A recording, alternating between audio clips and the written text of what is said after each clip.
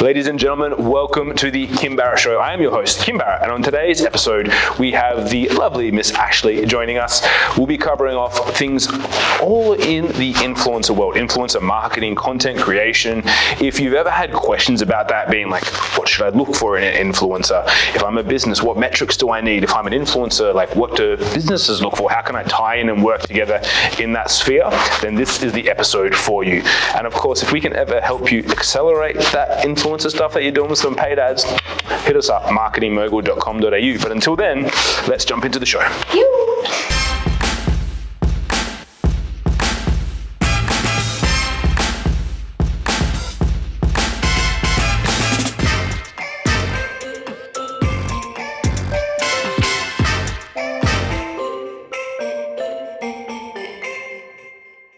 Ashleigh, thank you so much for joining us. Appreciate you making the time. Thank you for having me, Kim.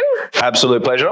Now, first things first, whenever I have someone on, I always like to know and ask them the question that if I met you at a party and we're just chatting and I said, what is it that you actually do? What's the go-to answer? I would say that I help people influence with impact. So I think that we all have influence in the world, but it's how we use it that is more impactful. And people are usually like, what do you mean you're an influencer? I remember a couple of months ago, I was at an event and I had recently lost my job, and it was the first time where someone said, hey, I'm so-and-so, what's your name? And I said, hi, my name's Ashleigh and I'm an influencer. And it was the first time that I actually stepped into it and owned it. So that was a pretty awesome feeling. So I'm an influencer and I take pretty photos and put them on Instagram. I love it. I take ugly photos and put them on Instagram. It's my jam. So break it down a little bit for us. So being the term influencer, obviously sometimes people have heard that term in maybe certain contexts, and they already have a preconceived idea on what they believe in what an influencer is. Yeah. What would be your definition of an influencer? I can see how that can happen because, in any industry, there are people that ruin it for others. And I think that's what the media picks up is they always look for the influencer that's doing something wrong or has said something a bit out of line or done something that's a bit controversial, and that's what gets the clicks. But I would say that an influencer is someone who is able to connect with an audience and have real impact in the world and share things that are important to them, but also bring people together as a community. It's being able to, you can post pretty photos on Instagram, but there's so much more to it than that, and you can make a business out of it. I like that. And especially with the ability to make a business out of it, I think is where, for me, going back because I've had many people in the past that were, making courses on being influencers and all this sort of stuff, and then they're like, oh yeah, we want to try and do this, and I was like, well, what's the actual model here that's going to work for you to be able to help someone? Because as you say, you can't. I mean, you probably can just post pretty pictures and get paid and whatnot and have it as a business. But if you want to take it into the actual impact, like you shared there, you've got to have a slightly different approach. Yeah, you got to have some substance to you and, care about what's going on in the world and have the conversations with people. And it was about, I started my journey through pageants, and that's how I grew an online platform on Facebook and then Instagram. And I realized about 4 years ago that I'm not going to just be posting bikini photos on Instagram for the rest of my life. And when I had that realization, I was like, I need to start thinking about my future and how what I do now is going to impact that later.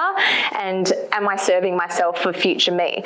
And so I then started changing the way that I was posting and showing up in the online space, and also putting my hand up to do things in real life as well. So as much as public speaking and all of that absolutely would scare the hell out of me back then, I had to push through that awkwardness and the being uncomfortable to get comfortable and get used to it, so that I could see okay, I want to have a future in this and ride this train for as long as I can. And there are only a few that do take it seriously and go the extra mile to make it a business for themselves. And I thought, okay, my husband's a photographer. It's a perfect partnership. We can make this work for the long run and see how long we can make it run for.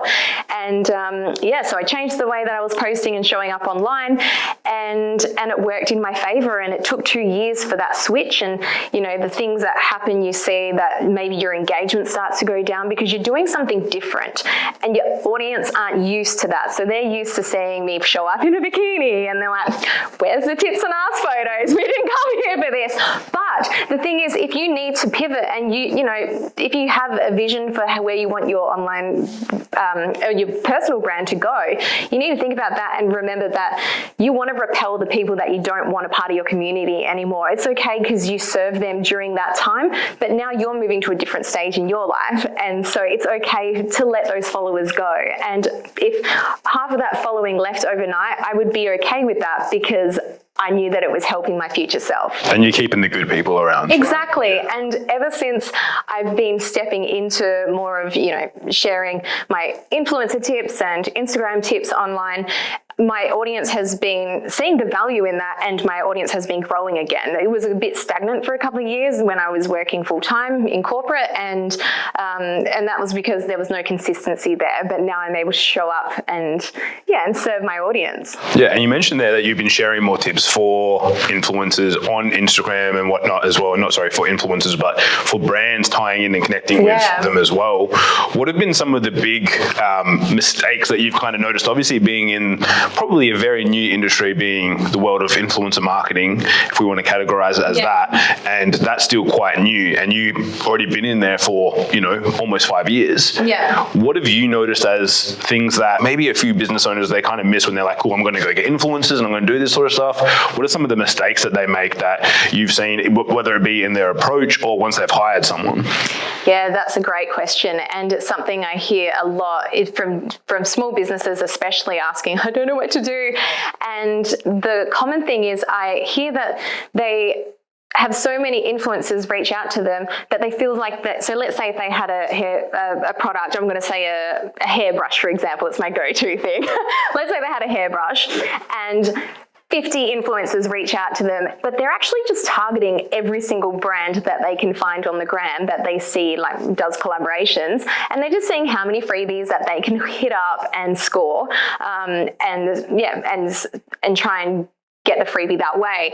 And what the small business doesn't realize is that they don't have to collaborate with every single person that reaches out to them. Say that you have, a quota that you have each month of your influencer allowance. Say that, if you would like to work together, we have a code that you can use if you agree to do a post to show us that, you can do the work, because it's all well and good to say that I want to collaborate with you as an influencer, but you need to prove that you can actually do the work and create quality content, and you've got a hot audience, And so with that, as you mentioned, using the code and whatnot, and really that comes down to tracking the metrics, right? Making sure that an influencer, because it's, as you said, it's all good to have someone doing a post for you, but if that doesn't correlate to a positive movement in some way, shape or form, it's kind of not a waste, but it's like the agreement, I think, on both parts can kind of fall down. So how do you categorize the difference then, for example, between content creation and then influencer marketing? Because obviously someone could create some awesome content for me as a business that I can then go and use, which is epic, or I'm hiring them to use their influence. How do you kind of separate those two type of things? Well, I've been doing this on Instagram now for 10 years. And so I know my audience. I know really well what works. And, sometimes I may not get it right. You may think a campaign is going to do really well, and then it's just cricket. But the goal is, as an influencer, you want to serve the brand, or, make sure that all the deliverables are met and that it is a really successful campaign. When you're having those discussions, you need to understand all the questions, get all the answers, understand the brief. The brand needs to also have a brief and know what they want out of it. So I can read a brief and think, okay, I think this is going to be better as a campaign for you as a content creator rather than me posting. I don't think my audience will, it wouldn't really make sense for me to be posting this right now. I'll give an example. Let's say a baby album. If someone had a baby album, I don't have kids, so why would I post that on my Instagram? However, if someone was doing a campaign shoot for photos on their Instagram or their socials, we could easily do some posy photos with me going through a booklet and showing off, pretty hands and the book and everything. But I would prefer that they approach someone that's actually pregnant and give them that opportunity. So I ask the questions of what they want to get out of it, finding out the deliverables, what it is, the expectations. And so there's a big difference between finding out the content creation and influencer marketing. And I like to be able to have creative say in what I do, and when the brand allows me to do that, that's when I think it suits my page, and I think it would do really well. And it's always things that are outside of the box that do really well on my page, because it grabs people's attention and it lets me have fun with it. Yeah, and this should be more of your natural self, right? Exactly. Rather than like, oh, you can do this, but you're put in a box and that's the parameters you have to do. Yeah, exactly. Yeah. And so for someone, if they're going out there and maybe they've found a good person to work with and they're not really sure on the outcomes that they should be looking for, i.e. like what sort of metrics should they be? If I said, hey, okay, I'm working with, I want to say you, but not you.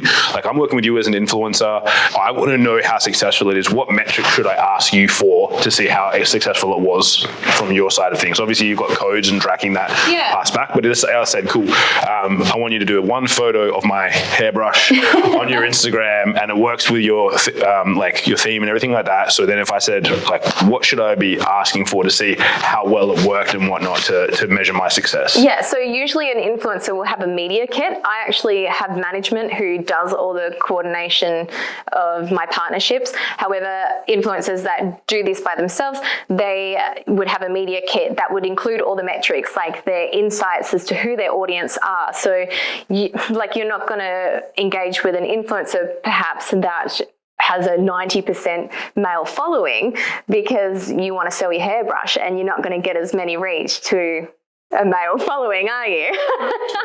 Yeah. However, and also it's up to the influencer to include perhaps a campaign that they've done that's quite similar that they know is going to work really well. You would probably engage with a mummy blogger or a beauty blogger because they're the ones that are already in that world and they know what works with their audience. And so they're like, or for example, like I've even done a hair curling campaign recently, and I knew, because one of the questions that I'm always asked, yes, I actually am always asked this, is how do I curl my hair?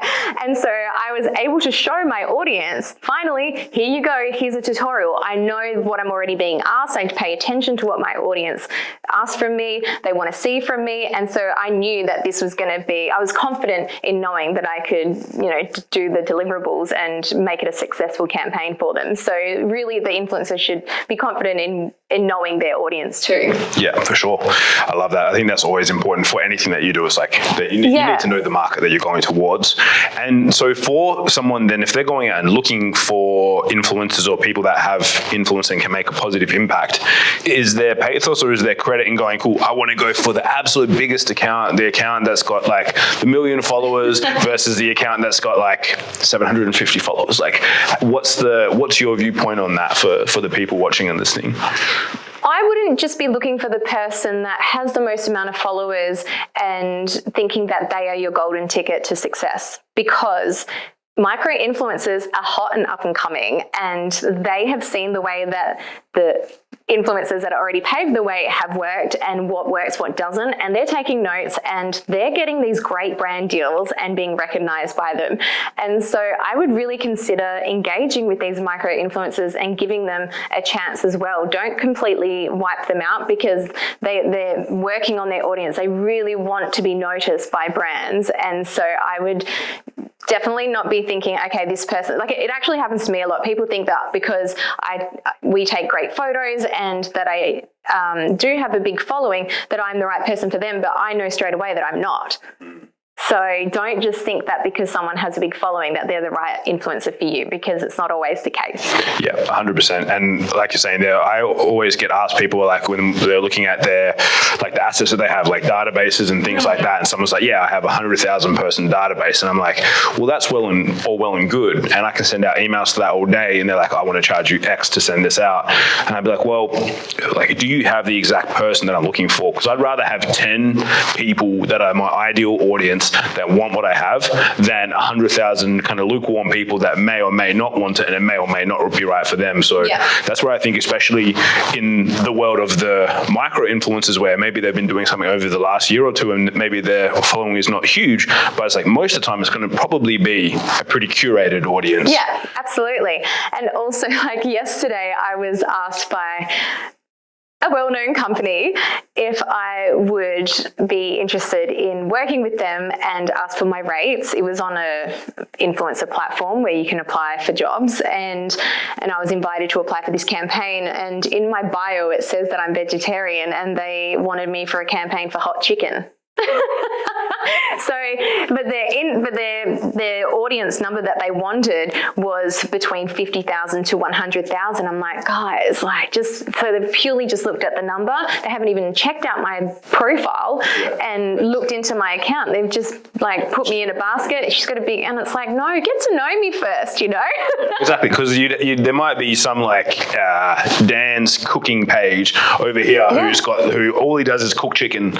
Maybe he only has 1,500 people, but they all love hot chicken. Yeah. Right. That would probably be a better one to do. And I know for a fact that I see when people do that, I'm like, oh, it doesn't really make any sense. No. At all. And you can tell, and your audience will know. So can you imagine if then next week I'm doing a chicken post, people are like, girl, aren't you vegetarian? Yeah. That doesn't make sense. What are you doing? And then it's like you get called out for being a cash grabber. Yeah. So you would not, you know what you should be taking on, and don't be looking at the influencers with big followings just to think that they're the golden ticket. Yeah. So it's like it's a fair play on both sides. It's like obviously the people when they're looking to hire, it's like do your research first, but also if you are a influencer or an aspiring influencer, again, like do your research and your work first and try and find out what's going to be best for everyone. Absolutely. And I can't even tell you the amount of, the first thing I do in the morning is send out no thank you emails. And it's really hard because you want to please everyone and you don't want to worry about like letting people down. But at the same time, I've learned to say no a long time ago through doing this, because I know how much I can take on and I know what works, what my audience will enjoy, what I genuinely will love. And I can just tell. So I always have to, spend the morning saying thank you, but no thank you for the opportunity. Well, look, there's a small book, and I think it's called The Art of the Good Life or something like that, or Art of the Simple Life. And one of the biggest things in it that it shares is about the power of saying no and understanding that, because everyone's like, oh, well, you know, like, and some people maybe if they're aspiring, like, I need to take these deals, like I need to like generate income, I need to generate influence and try and accelerate things, when in most scenarios it's actually better. So for example, like Warren Buffett, one of the richest men in the world, if you have a pitch opportunity with Warren Buffett, he's notorious for saying no. So he only gives anyone ever one opportunity. Wow. So if you get to sit down with him, it's like you've got to bring the best offer. You have to do all your research, because the likelihood of ever being able to sit down with him ever again is pretty much zero. Yeah, it's like Shark Tank. Yeah. I mean, look, but on Shark Tank, you can come back, right? You can come back. True. You can come back year two. Yeah. Whereas something like that. So imagine how much difference the pitches you would get if everyone knew that it's like, cool, if you ever get an opportunity to pitch Ashleigh, you have one opportunity only, and then if she says no, you can never pitch her again. Like, you get a completely different scenario and different kettle of fish. Yeah. And that's why I think the importance on doing your research, knowing what you're doing for that opportunity. Because again, who knows if in a year's time maybe you've got too many things coming in, you can't respond to them, and you don't even get a chance to check them. Yeah. So for anyone that's listening, it's like, do your research, put in the effort first. If you're going to do something, give yourself the best chance of success, and that's by knowing all the stuff we're talking about. Yeah, and I'm so glad that you've brought this up, because this is something I think about. What can you say to cut through the noise? What can you do that's going to make your email stand out to me? Use emojis in your subject line. Like, someone wrote me an email once asking if they could send me something. And their headline was, "I love your eyebrows. I must know who does them." And it had emojis in it. And it was just something I've never seen it before. And I immediately clicked on it. The emojis grabbed my attention and it made me giggle. I thought it was really great and warming. There was no expectation. This person just wanted to send me a piece of their jewelry, and she said, "You don't have to post. I don't want that. I just would be so happy knowing that you own a piece of my jewelry." And I was like, wow, happy to do that, because there's no strings attached. And I just felt like she really appreciated me as a person. And so I was like, I agreed to it. and I ended up sending her a selfie, like, so she could use it on her page just to say thank you. So it's just thinking outside of the box and what you can say, because influencers are receiving DMs, emails every single day. And I know for a fact that influencers don't always read their emails or get through all of their DMs. Like if I have a story that unexpectedly goes off that day and I get hundreds of replies to that DM, I'm not going to see yours, and then it's just going to be pushed back and it gets lower in the bunch, and Instagram doesn't always load all the DMs as well. So even though it says you've now emptied your inbox, that inbox is never empty for me. And my audience know how hard I try. That's one thing I pride myself in, is trying to get back to everyone, but it is impossible to do it all. So try and cut through the noise, think how you can connect with that influencer that you want to work with and use that as your one shot. I'm so glad you put it that way, and I really hope that resonates with everyone listening. Yeah, no, I like that. I like exactly what you're sharing. That's spot on. So for someone as well, if they are, obviously you're slightly different in that you have management. So really it's like they can connect with that and that side's taken care of. If someone's maybe working with an influencer that doesn't have that aspect, so they're sending an email, sending a DM, how much follow-up is too much follow-up? Like what is there a point where you're like, look, I didn't respond to you, like leave me alone? Or you know what I mean? Is there a point where that threshold is broken for someone following up? I'm all for a follow-up, but it can become quite stressful when, let's say you wanted to engage with me, Kim, and you send me an email, but then you immediately send me a DM and comment on one of my photos saying, hey, I've just sent you an email.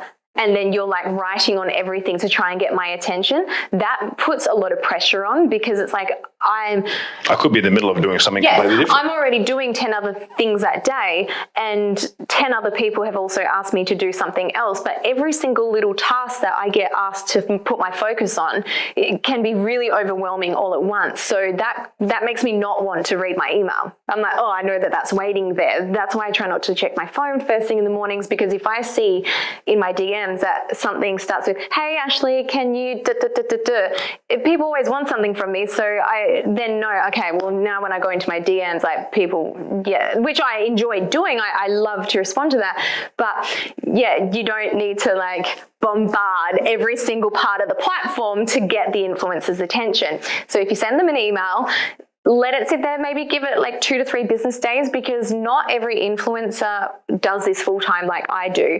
Some have full-time jobs, some have kids, and they may not get a chance to get to their emails until 11 o'clock at night once everyone's in bed and dishes are done and everything's packed away, they're ready to go. So think about those things, who they are, like, and show by looking at their page, and if you're getting to understand who they are and, do they have a family, or what's their routines like, you'll be able to say, okay, like that's probably why she's got a lot going on right now. Because, we don't always put everything on Instagram. Yeah. You don't know what the hell's going on that day for someone in the background. And so, if they don't respond in maybe 2 days, then maybe that's when you send the DM, like, hey, just letting you know that I sent you an email.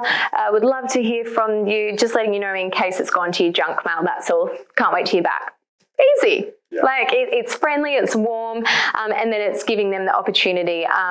But I even had a case recently where someone's just gone and spammed all over like my last 6 images. Like, I've sent you an email. I don't check my emails on weekends. It's my time off. I'm on Instagram 5 days a week. And so let me have my weekend off.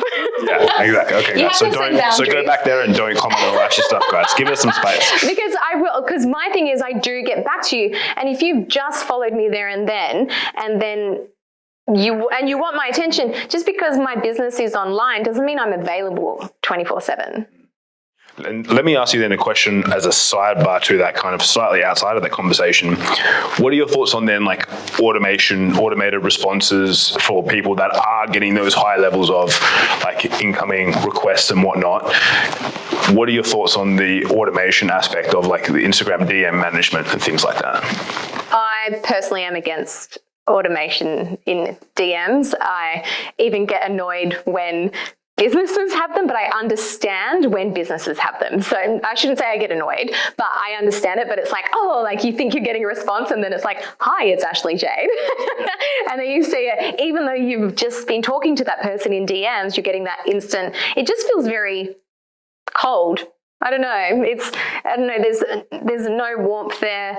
It doesn't feel welcoming, and I like to welcome people into my community. I want people to feel like they can ask me questions. And so if I set up automation replies, I don't think that will be received well from my audience. They would feel like I'm not approachable anymore, and I want people to know that I am approachable. So you prefer the like slight delay, as in like a cool 24-hour response, rather than a automated. Yeah. What about for delivery of a resource? So let's just say that you've put together a guide for businesses and how to work with influencers. Yeah. And you put in your bio so that they can have it at any time. It's like, hey, DM me influence, and I'll flick you across a PDF that has everything that you need. Okay. From that perspective, yay, nay?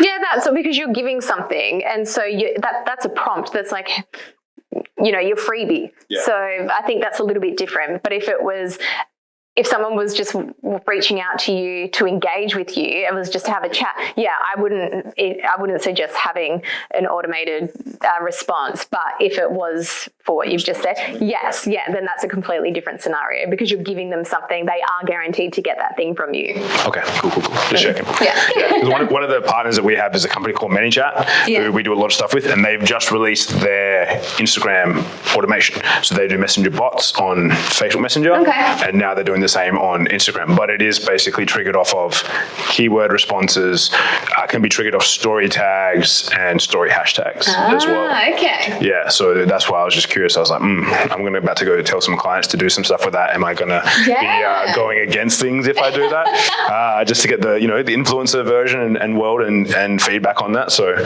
okay, cool. No, that's good to know, because it's because obviously as well, if you're someone who does have a decent amount of influence, and to say that you did release something like that, I can imagine it would be a pretty big task to try and respond to every single person that absolutely. does. Well, that's good to know as well. If I were to set up a freebie and they were to, so let's say if I had a freebie on my bio and like DM me freebie for the freebie, and then they write freebie, then does the link automatically send to them? Yeah, so it would automatically respond and be like, cool, this is here is the PDF URL or whatever. And then obviously, depending on some businesses, if they want to, they could also prompt and say, and tap here to leave your email, and I'll also email it to you. Yeah, amazing. Yeah. So I'm all for that, because it's, you're giving back, you're giving them something. But if it was just, hey, reaching out like, hey, or do they ask me a question responding to a story, and then they got an automated response, that you would feel shut down and like, oh. Yeah. Yeah. No, I like that. There's a few that I know that I've responded to lately, and then every time, even though I'm like, I've been in a conversation with them earlier in that day, and then I respond to them on something, and then it's like, oh, thank you for messaging blah blah blah, and I'm like, it's just annoying. I was like, they're so quick at responding. No, but I do appreciate when businesses have it, and I think it's great, because it's setting that boundary, because I see so many small businesses who are wearing themselves thin, thinking they have to be available to all of their potential customers, because people are so impatient and they want everything now and then, because everything is at the palm of our fingertips right now. So I'm glad to see that more businesses are putting that automated response. Like, we'll get back to you within 24 hours. I think, you should be able to pick your battles. Yeah, because we've had clients in the past that have spent, after their work day, as you mentioned, and they're like hair salons and whatnot, 4 to 5 hours in Facebook Messenger and Instagram DMs responding to people for potential clients and stuff like that. And it's around the clock. Yeah. It doesn't stop. And that's why I do like the automation, especially if you're, as you say, a business where obviously you have a connection, but I'm not expecting to speak to a person kind of like from your brand perspective. I like that, because for those people, it's like, if I can help them save 4 or 5 hours a day, when someone's like, cool, they're literally, the DM is like, cool, can I get my hair done on Friday? And it's like, great, that could be automated. Yeah. That doesn't need to have the personal interaction from that aspect. Or it's like, cool, what's your prices?